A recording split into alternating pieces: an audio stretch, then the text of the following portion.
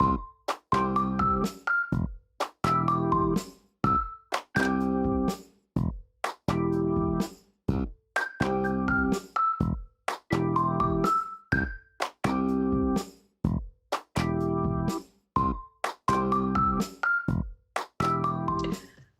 and welcome to another episode of Treasury Talks, where we speak with thought leaders across the nation and right here in Delaware.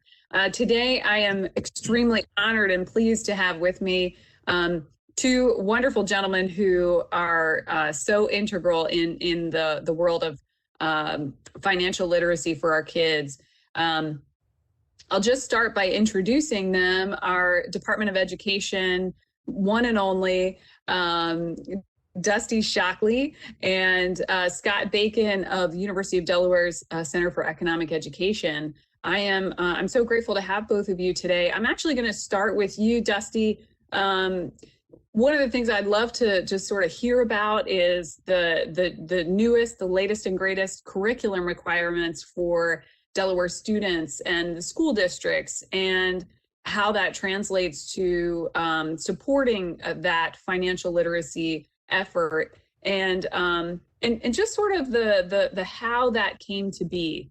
So some of the history of financial literacy in Delaware, for quite a bit of time, we had personal finance standards only in high school. And so in 2016, the General Assembly passed a joint resolution that established a financial literacy task force. It was made up of legislators, educators, community leaders, and they made recommendations for financial literacy education that were later carried out by the Department of Education and the State Board of Education. And so what the task force recommended was that the State Board adopt new financial literacy standards from kindergarten to 12th grade. We have since then been preparing to implement those standards. We've been working with the University of Delaware Center for Economic Education and Entrepreneurship, which Scott will talk about his work there in a little bit. And we've been partnering with them to develop some training for teachers, some curriculum resources, models of implementation that they can use in their classrooms. They'll have resources available to them. Districts and charter schools were expected to implement the financial literacy standards actually this school year, but that timeline was altered because of the pandemic.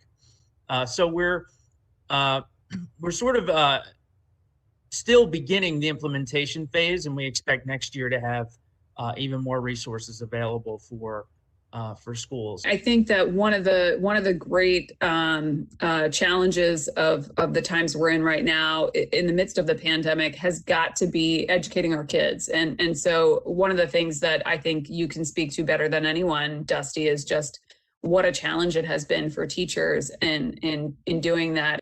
But I think it's pretty remarkable, the ability to pivot and just all that you've been able to do from the perspective of the Department of Education, but really each and every teacher and the way in which you're supporting them.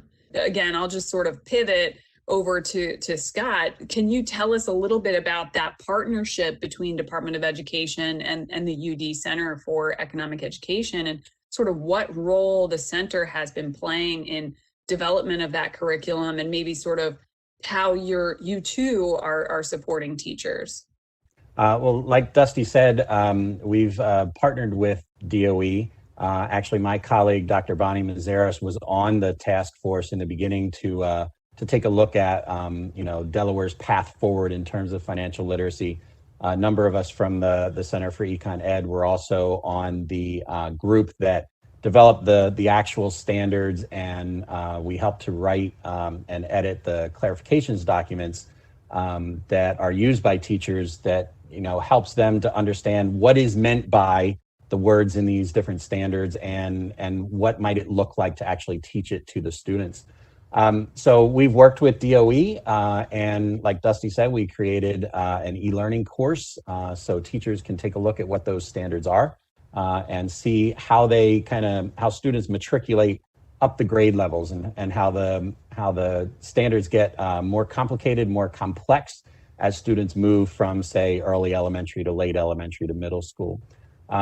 We have been offering, we'll call them financial literacy workshops around the state, but also this year virtually, to help introduce teachers to the standards and to the resources that are available. With DOE, we took a look at curriculum that was available nationwide. We tried to focus on free resources that are available that correlate to our Delaware standards. And we have combined all of those into the resource on Schoology. So teachers have access to that. And we have identified which lessons correlate specifically to those standards. So teachers don't have to go looking for the curriculum themselves, and they don't have to wonder whether it's good lessons or not, and will it actually teach the concepts that we want them to teach. So it's been a great partnership. We of course work with DOE. We've also worked with groups in Delaware like Junior Achievement and with EverFi and with the Boys and Girls Clubs. And so it's a wonderful experience that Delaware is so small that we're able to kind of combine forces and all come together for the greater good of what's in the best interest of our students and understanding financial literacy as they grow older. It's really funny because I think that it helps to kind of keep us all on the same page, right? So that we really and truly do have a standard. One of the things that I also just want to point out, Dusty, is that as the adjunct professor of both micro and macroeconomics for the associate in arts program at the University of Delaware, you create that continuity, right? Because you continue to support your teachers, but you're also an adjunct professor. I wonder if you can speak a little bit about some of that continuity that you've been able to create and how that also helps to support your educators. Sure. It is interesting to see in the university courses, the product of Delaware high schools as they move forward in their educational career. Yeah.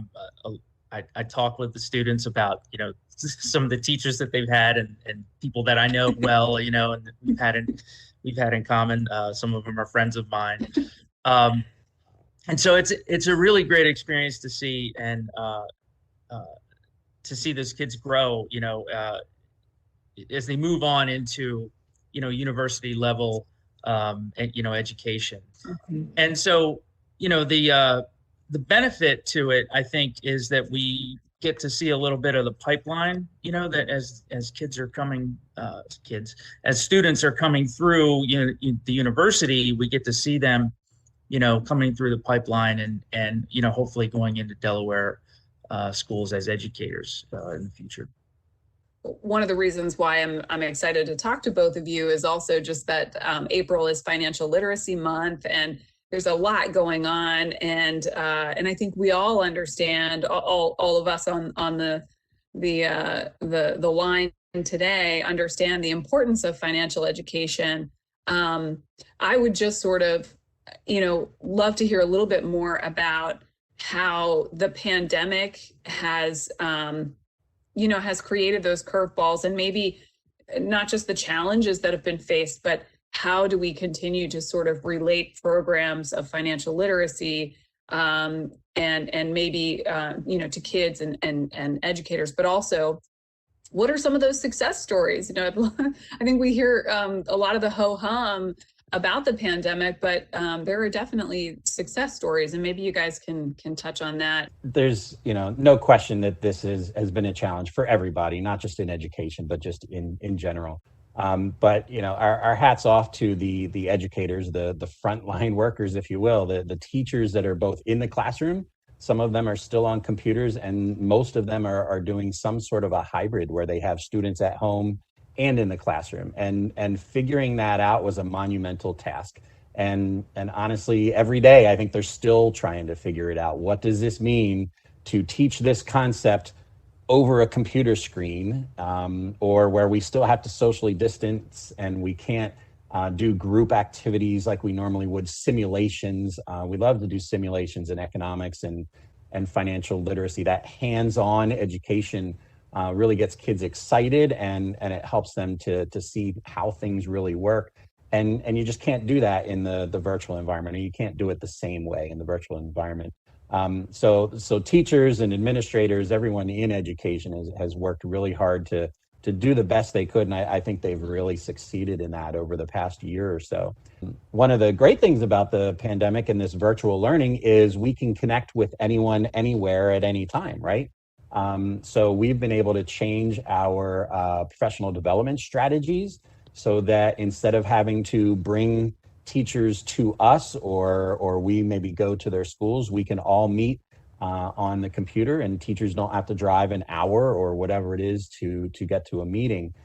So we've actually seen our reach to teachers increase as a result of being able to offer, say, afternoon workshops for teachers. We've also moved things like our big trainings for courses like Keys to Financial Success that is used in many of Delaware's high schools. We usually do a week-long training up at the Federal Reserve Bank of Philadelphia in the summer. Well, we obviously couldn't do that this past summer, so we moved that virtually. We used Canvas as the learning management platform, and we saw our numbers increase for that. So we saw many more teachers, both in Delaware and in the tri-state area, get trained in how to teach the Keys to Financial Success curriculum to their students. So there have been some casualties, but there have also been some success stories. We had to cancel our personal finance challenge last year that we've run every year since I've been at the center, and long before that. We had to cancel it last year, but this year we've brought it back. It's virtual, and we have 11 schools competing in that. We wish we had a few more schools, but teachers are doing the best they can, and they all couldn't fit it in this year, but we are running it virtually. So you're right, there have been challenges, but there have been some really good success stories too.